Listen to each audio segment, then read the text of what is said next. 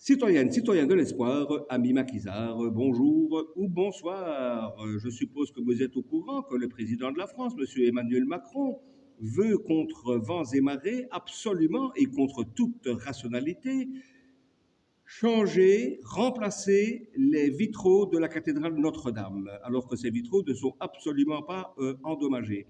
Moi, j'ai visité la cathédrale Notre-Dame avant l'incendie. Je ne sais pas pourquoi il veut remplacer ces vitraux qui sont en parfait état. C'est peut-être pour avoir un meilleur PEB, quoi. Oui, amis français, en Belgique, le PEB, ça s'appelle la performance énergétique des bâtiments, quoi. C'est pour qu'il y ait moins de courant d'air, quoi. Tenez dans une église, Claudius.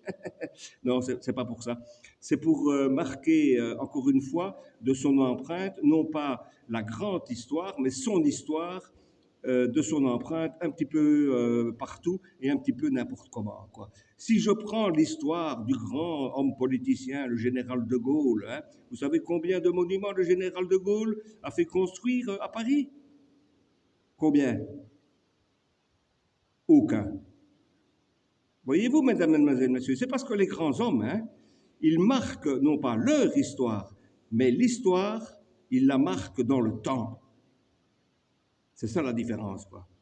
Il n'y a aucune comparaison entre Emmanuel Macron et le général de Gaulle. Hein. On pourrait dire qu'ils sont tous les deux français. Non, le général de Gaulle était français. Emmanuel Macron, lui, il est européen, il n'aime pas la France et il aime encore moins les Français, quoi. C'est un déconstructeur de monde et le fait de remplacer ces vitraux qui sont en parfait état pour que plus tard, dans l'histoire, on puisse le lire ou découvrir son empreinte, c'est tout simplement faire ça dans une cathédrale, c'est tout simplement diabolique.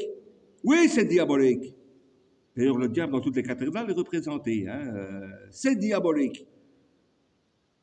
Je vais finir par croire qu'Emmanuel Macron n'est ni plus ni moins qu'une entité démoniaque envoyée par Satan lui-même pour déconstruire et démolir le monde. Et il a maintes fois prouvé.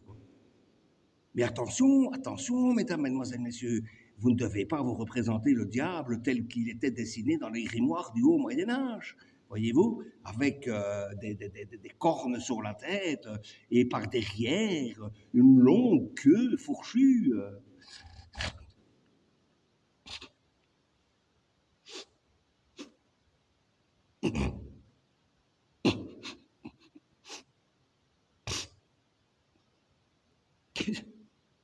Ça, Ça, je crois que je vais l'envoyer, je vais l'enlever au montage, parce que sinon YouTube va faire sauter la vidéo.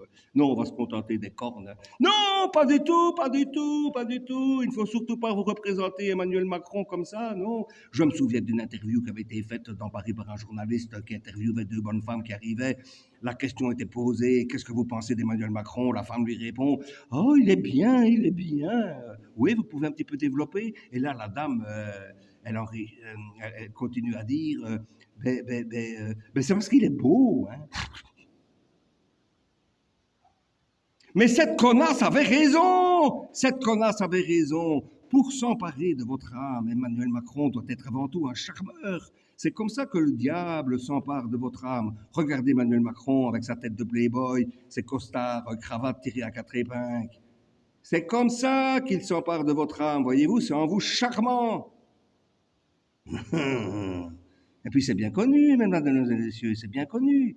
Le diable s'habille toujours en Prada. Bonne soirée.